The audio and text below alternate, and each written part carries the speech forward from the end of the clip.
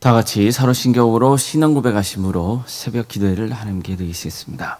나는 전능하신 아버지 하나님 천지의 창조주를 믿습니다. 나는 그의 유일하신 아들 우리 주 예수 그리스도를 믿습니다. 그는 성령으로 잉태되어 동정녀 마리아에게서 나시고 본디오 빌라도에게 고난을 받아 십자가에 못 박혀 죽으시고 장사된 지 사흘 만에 죽은 자 가운데서 다시 살아나셨으며 하늘에 오르시어 전능하신 아버지 하나님 우편에 앉아 계시다가 거기로부터 살아있는 자와 죽은 자를 심판하러 오십니다. 나는 성령을 믿으며 거룩한 공교회와 성도의 교제와 죄를 용서받는 것과 몸의 부활과 영생을 믿습니다. 아멘. 찬송가 382장 찬양하시겠습니다. 찬송가 382장입니다.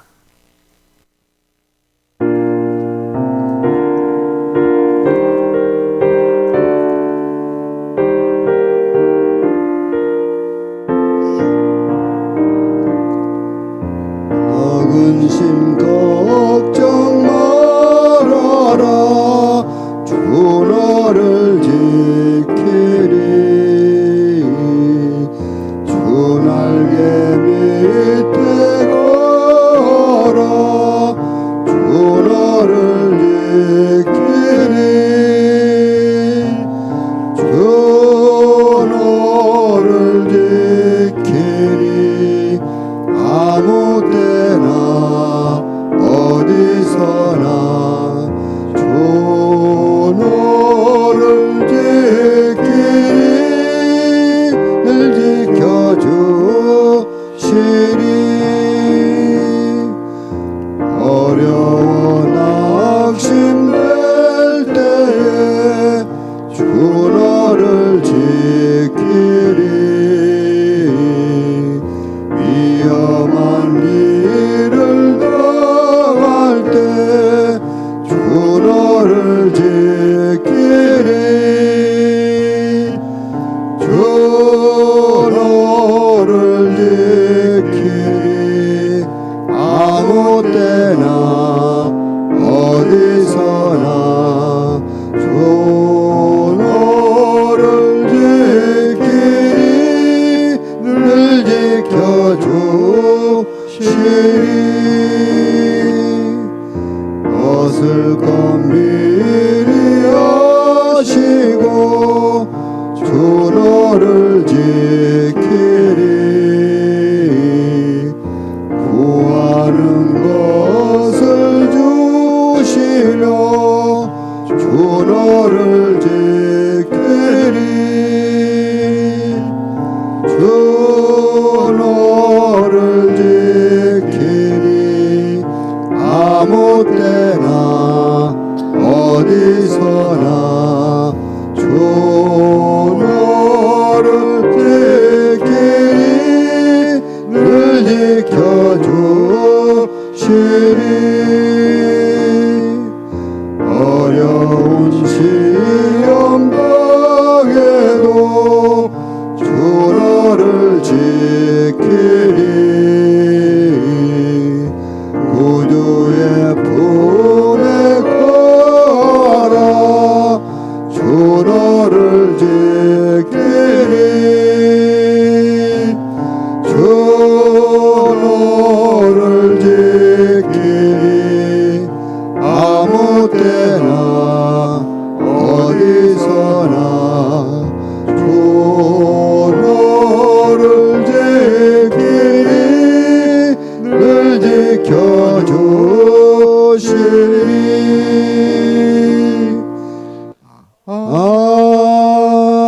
아멘.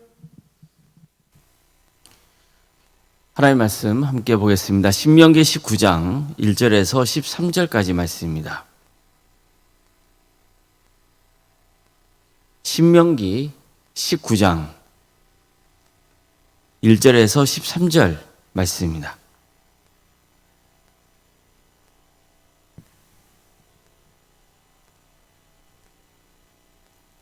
신명기 19장 1절에서 13절까지 말씀을 교독하시겠습니다.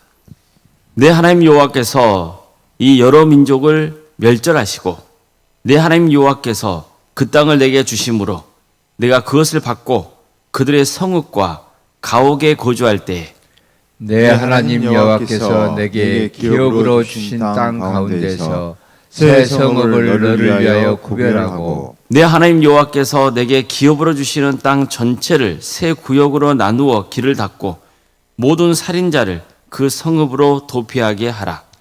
살인자가 그리로 도피하여 살만한 경우는 이러하니 곧 누구든지 본래 원한이 없이 부지중에 그의 이웃을 죽인 일 가령 사람이 그 이웃과 함께 벌목하러 살림에 들어가서 손에 도끼를 들고 벌목하려고 찍을 때 도끼가 자루에서 빠져 그의 이웃을 맞춰 그를 죽게 함과 같은 것이라. 이런 사람은 그 성읍 중 하나로 도피하여 생명을 보존할 것이니라.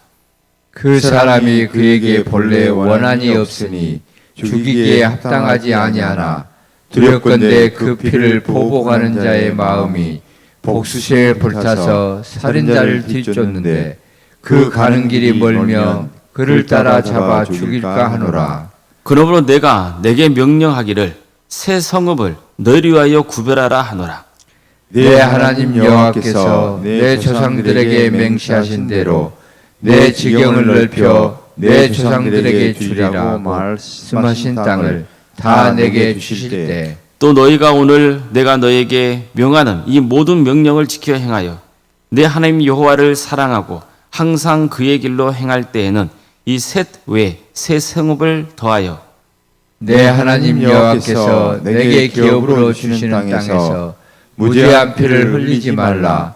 이같이 하면 그의 피가 내게로 돌아가지 아니하리라. 그러나 만일 어떤 사람이 그의 이웃을 미워하여 엎드려 그를 기다리다가 일어나 상처를 입혀 죽게 하고 이 한 성읍으로 도피하면 그 본 성읍 장로들이 사람을 보내어 그를 거기서 잡아다가 보복자의 손에 넘게 죽이게 할 것이라.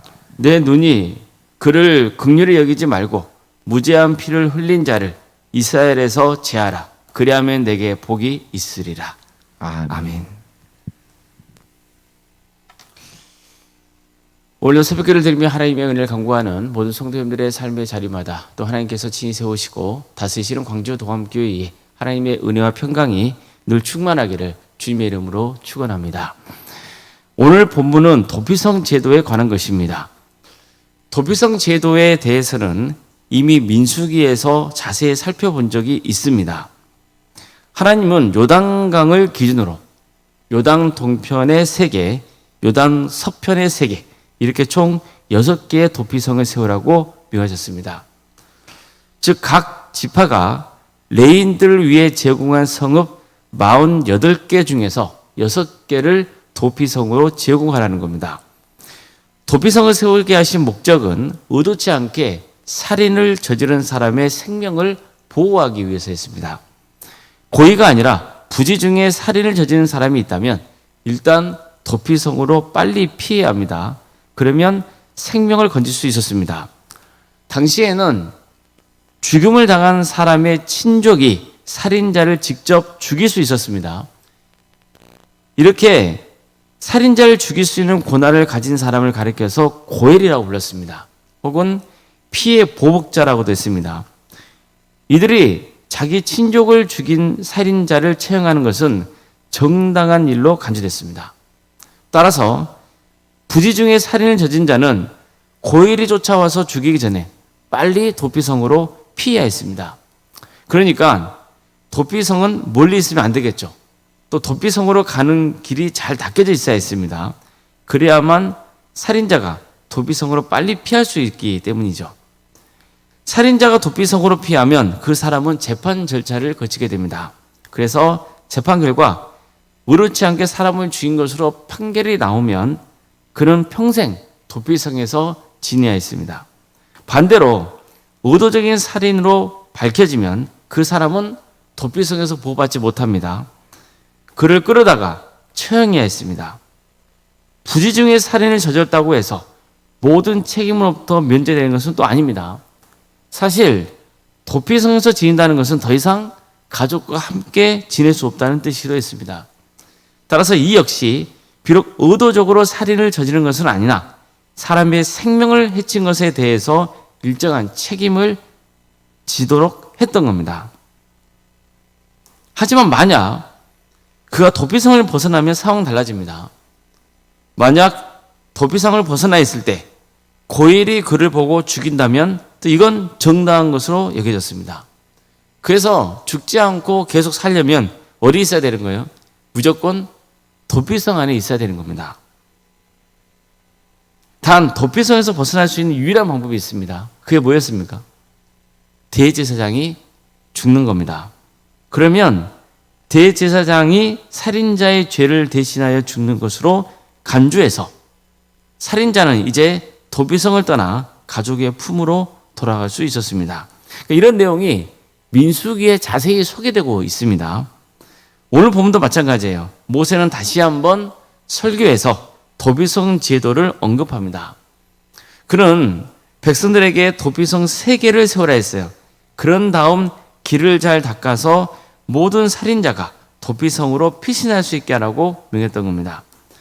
여기서 모세가 도피성을 3개 만들라 이렇게 명한 것은 이스라엘 백성들이 요단 서편의 땅인 가나안 땅에 들어갈 것을 전제하고 있는 거죠. 이처럼 모세는 이스라엘 백성들이 가나안 땅에 들어가서 살게 되려는 강력한 소망을 가지고 있었던 겁니다. 그는 도피성 제도에 대해서 가르치면서 민수기에서 하나님이 주신 명령을 재차 반복합니다. 즉 도피성 제도는 부재 중에 살인한 자를 보호하기 위한 제도라는 거예요. 이와 관련해서 모세는 다음과 같이 전합니다. 가령 사람이 그 이웃과 함께 벌목할 살림에 들어가서 손에 도끼를 들고 벌목하려고 찍을 때 도끼가 자루에서 빠져 그 이웃을 맞춰 그를 죽게 함과 같은 것이라. 이런 사람은 그 성읍 중 하나로 도피하여 생명을 보존할 것이니라. 즉 이웃과 함께 나무를 이렇게 뭐라 그러죠? 벌목하려고 숲으로 들어가요. 그래서 나무를 찍다가 그 과정에서 도끼가 자루에서 빠진 거예요. 근데 그 도끼가 하필 함께 일하는 사람의 머리를 쳐버리는 거죠. 그래서 의도적인 살인을 저지른 것은 아니지만 어쨌든 그 사람이 죽게 된 거예요. 이런 경우는 어떻게 하라고요? 빨리 도피성으로 피하라는 거예요. 도피성은 이처럼 실수로 사람을 죽인 자를 보호해 주는 것이기 때문에 멀리 떨어져 있어서는 안 되고 길이 험해서 도피성까지 가는데 시간이 지체되게 돼서는 안 된다는 것을 다시 한번 전했던 겁니다. 모세는 하나님이 기어 부르신 땅에서 죄 없는 사람이 살인죄를 지고 죽는 일이 없도록 해야 한다고 했어요.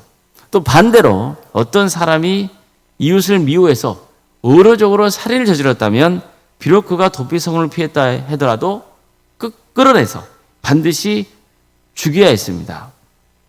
이처럼 본문은요, 무죄한 자는 벌을 받아서는 안 되고 죄를 지은 자는 벌을 받지 않고 넘어가면 안 된다. 이것을 강조하고 있는 겁니다. 이러한 도피성 제도는 부지 중에 살인을 저지른 자의 생명을 보호해 주시는 하나님의 은혜가 담겨 있습니다.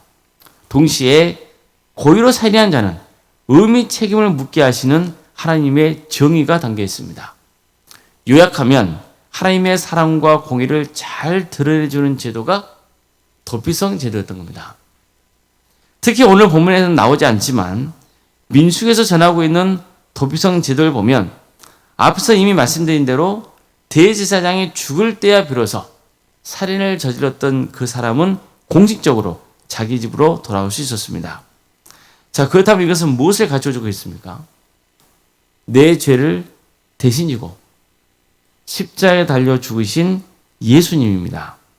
한마디로 예수님이야말로 참된 대제사장이라는 것을 가르쳐주고 있는 겁니다.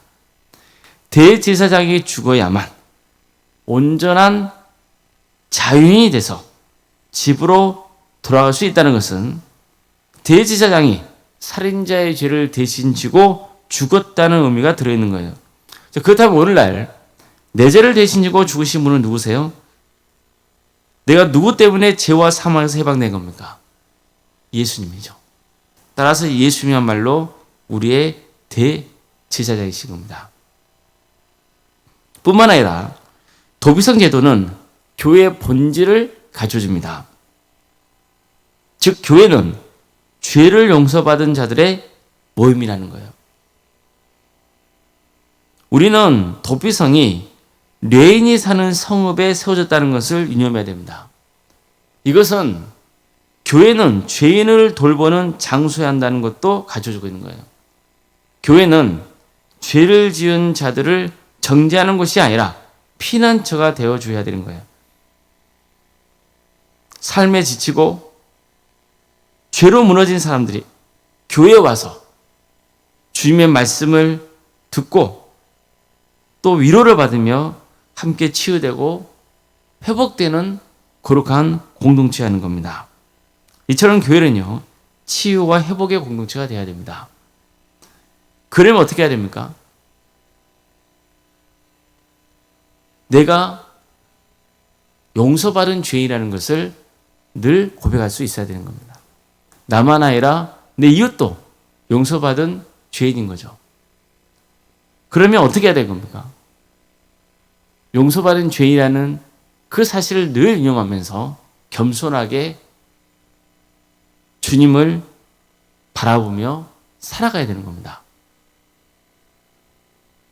뿐만 아니라 참된 도피성은 결국 예수님이라는 것도 명심해야 됩니다. 예수님이야말로 내 죄를 용서해 주시고 품어주는 참된 도피성이라는 것을 깨닫고 그것을 고백할 수 있는 공동체는 교회인 겁니다. 이처럼 도피성은 우리가 이 땅에서 신앙생활하는 데 필요한 아주 중요한 것을 가르쳐줍니다. 성도 여러분, 우리는 하나님의 성품이 사랑과 정의라는 것, 이걸 늘 명심해야 됩니다. 그래서 우리도 사랑으로 품어줘야 되고 뿐만 아니라 정의로워야 합니다. 내 죄를 대신 지고 죽으신 영원한 대제사장은 예수님이시라는 것을 알고 주님께서 베푸신 감사와 주님께서 베푸신 은혜에 우리는 감사 영광을 올려드려야 되는 겁니다. 뿐만 아니라 교회는 죄를 용서받는 자들의 도피성이라는 것을 늘 명심하고 치유와 회복의 역사가 있는 공동체로 세워져야 됩니다. 예수님이야말로 내 죄를 용서해 주시고 품어주시는 참된 도피성임을 고백할 수 있어야 됩니다. 이런 은혜가 우리 모든 성도님들 삶 가운데 함께하기를 주님의 이름으로 축원합니다. 기도하시겠습니다.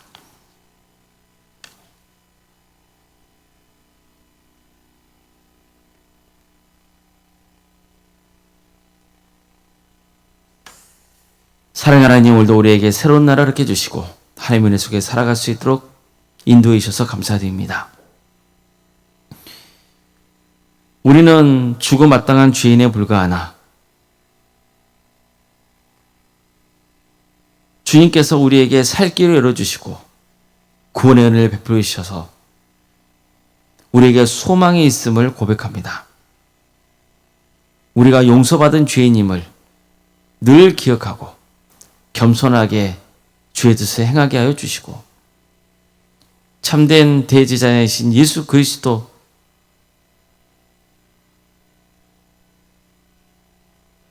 주님의 은혜로 죄사함을 받아 구원받게 되었다는 것, 그것을 늘 기억하며 감사와 영광을 주께 돌릴 수 있도록 인도하여 주시옵소서. 주님께서 친히 세우신 교회들이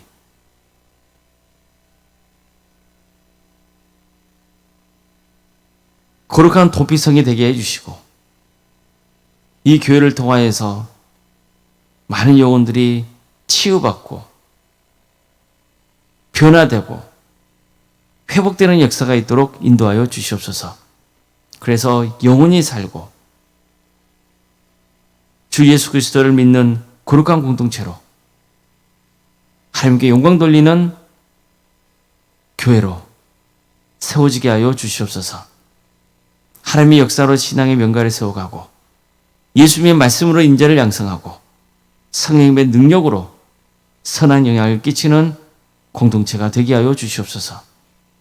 주님, 우리 성도들의 가정을 지켜주시고 선하게 인도하여 주시옵소서. 육체적인 질병으로 고통당하고 있는 성도들의 가정을 주께서 긍휼히 여겨 주셔서 치유와 회복의 역사를 허락하여 주시고, 경제적인 문제로 또 자연선도의 문제로 관계의 문제로 여러 문제를 놓고 주님 앞에 기도하고 있는 성도들이 있사오니 주께서 그 기도를 들어주시고 응답하여 주시옵소서. 취업을 위해서 기도하는 성도들이 있습니다. 또 결혼의 문제를 놓고 기도하는 성도들도 있고, 대학 진학을 놓고 준비 중에 있는 우리 자녀들이 있습니다. 주님 도와주시고 함께하여 주시옵소서. 새로운 길을 열어주시고 더욱더 주의 일에 힘쓸 수 있는 그런 은혜를 베풀어 주시옵소서. 특별히 학업으로 직장으로 군복무로 여러 편 가운데 객지에 나가는 성도들 어디에 있건 그의 안전을 지켜주시고 예배자의 삶의 길을 갈 수 있도록 인도하여 주시옵소서. 자녀 잉태를 바라는 가정이 있고 또 출산을 앞둔 가정이 있습니다. 생육과 본성의 축복이 함께하는 복된 제단이 되게 해주시고 의뢰자의 출산을 잘 마칠 수 있도록 주께서 친히 함께하여 주시옵소서. 우리에게 여러 부서를 허락하시며 감사드립니다. 유치부, 아동부, 중고등부, 청년부리까지 다음 세대를 주께서 기억하여 주셔서 그의 10년 가운데 믿음을 심어주시고 그 믿음의 열매가 맺어지는 역사가 있도록 인도하여 주시옵소서. 이를 위해서 우리 광주교회 동암교회 모든 성도들이 마음과 뜻을 모아서 기도하며 섬기게 하여 주시고 헌신하게 하여 주시옵소서. 우리 교회 여러 부서들이 있습니다. 구역과 자치기관과 전도특공대와 중부로 특공대, 동암지원센터와 사랑의 식당, 또 선교동아리, 또 여러 찬양대와 또 찬양팀 등 차량봉사로 식당봉사로 여러모로 섬기고 있는 우리 성도들이 있사오니 주님께서 그들을 기억하여 주시고 한량없는 하나님의 축복과 은혜를 부어 주시옵소서. 무엇보다도 우리 광주 동암교회가 주님 안에서 하나 되기를 소망합니다. 복음으로 하나 되고 사랑으로 하나 되는 역사가 있도록 인도하여 주시옵소서. 오른생각 사모님 성령 충만케 하여 주시고 평안의 축복을 보여주시며 신앙의 명가를 세워지는 역사가 있게 하여 주시옵소서. 장로님, 안수희 지사님, 또 권사님, 집사님, 교육자 모두에게 성령 충만케 하여 주셔서 주어진 직분을 겸손하게 잘 감당토록 인도하여 주시고, 그래서 주님께 칭찬받고 또 성도들에게도 좋은 귀감이 되는 역사가 있게 하여 주시옵소서. 항정기 피택자 교육이 진행 중에 있습니다. 주님께서 이 교회를 통하여서 신앙의 기본을 익히게 하여 주시고 또 주님께 귀하게 쓰임받는 항중 직분자들로 세워질 수 있도록 인도하여 주시옵소서. 또 은혜 중에 모든 행사가 잘 진행될 수 있도록 인도하여 주시옵소서. 이 나라 민족을 주께서 기억하여 주셔서 하나님의 공의와 정의가 바로 세워지게 하여 주시고 하나님의 대의 평화로운 통일이 이루어져 북한 땅에 많은 교회들이 세워지고 수많은 영혼들이 주께 돌아온 역사가 있게 하여 주시옵소서. 주의 나라를 위해서 힘쓰고 있는 목회자들과 선교사들 또 그들의 동역자들을 기억하여 주셔서 그들의 헌신을 통하여서 많은 구원의 열매가 맺어지는 은혜가 있게 하여 주시옵소서. 새벽기도를 드리며 하나님의 은혜를 간구하는 성도들이 있습니다. 그들의 기도를 들어주시고 응답하여 주시옵소서. 모든 것 주님께 의지하오며 살아계신 예수님의 이름으로 기도드리옵나이다. 아멘. 하늘에 계신 우리 아버지, 아버지의 이름을 거룩하게 하시며 아버지의 나라가 오게 하시며 아버지의 뜻이 하늘에서와 같이 땅에서도 이루어지게 하소서. 오늘 우리에게 일용할 양식을 주시고 우리가 우리에게 잘못한 사람을 용서하여 준 것 같이 우리 죄를 용서하여 주시고 우리를 시험에 빠지지 않게 하시고 악에서 구하소서. 나라와 권능과 영광이 영원히 아버지의 것입니다. 아멘.